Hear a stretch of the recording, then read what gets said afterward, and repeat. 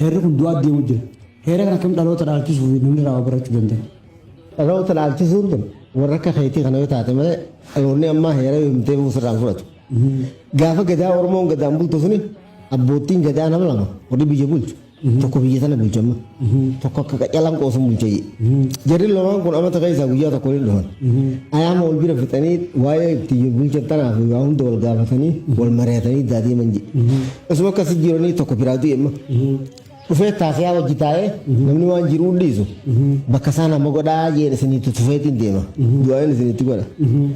Laalaniiti ilmuma isaan nuutaa jedhanii ilma isaa sun godhan jedhe. Du'aa itti godhee itti tufee fi biraa galawuti. Amma tasaa akkasii dhufe duba. Yaaboo ilmi obboleessa kiyyaa kun akkami waa bakka abbaa isaa gayaa jedhanii. Gurbaan ilma abbaa caalu abbaan raawuni caalaa jedhanii amma. Marii abbaa hojii qaban sun hojii mari'atanii fixaniiti. Baatii tana keessa guyyaa kanaatiin ilma fuusa. Wadaaja nama 400 fi diina hojii bira galaquti. Oguu guyyaan sangee nama 400 san fuudhee ka'e. Isuma karaa deemaniiti hashaan takka rimeeyaa.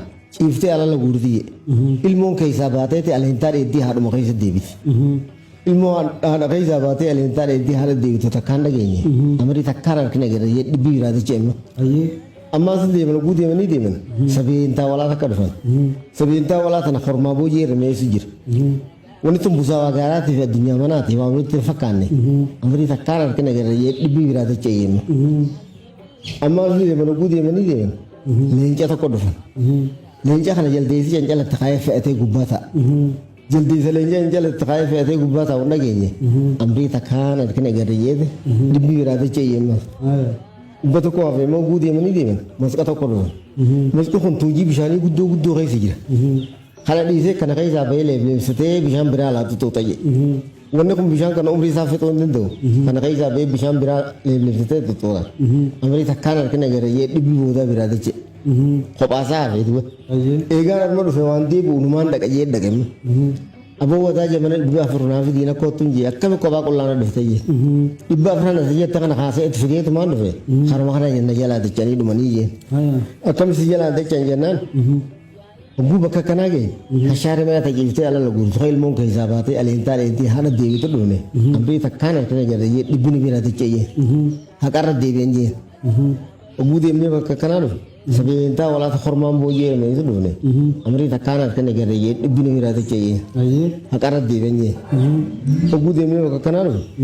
Leenca jaldeessii cancalatti kaayee fe'atee gubbaa taa'u dhufne. Amrii takkaan harkina gara jee dhibbini bira dachee jee. Haqarra deebi'an jee. Ogguu deemnee bakka kanaa dhufe. Masqa tuujii guddoo hojii keessa jiru kasanuu hin finne. Leebleebsitee bishaan biraa laatu dhufne. Amrii takkaan harkina gara jee dhibbii boodana bira dachee jee. Haqarra deebi'an jee. Sahanumaan si immoo kana cufaa qara deebi'an jettee tumaa qamurtaafi. An kanaan nama dhabee kophaa qullaansi dhufe kunoo jee. Ati dhugaan ilma abbaa caalu halangaa abbaa keetiitii miiqa biraatuu si ida'uun haqaana jedhama. Wanni kun hanganaa dhufuu taa'u siifeenii qayyeenaa qorisaman. Hashaan dura ganamatti dhuftan sun. Haati ciiftee alala guurtu ilmoon keessaa baatee aleentaa dheetii haadhuma keessa deebitu sun. Oromoon heeraa fi aadaa fi seenaa tana barruudhaan hin finne jee.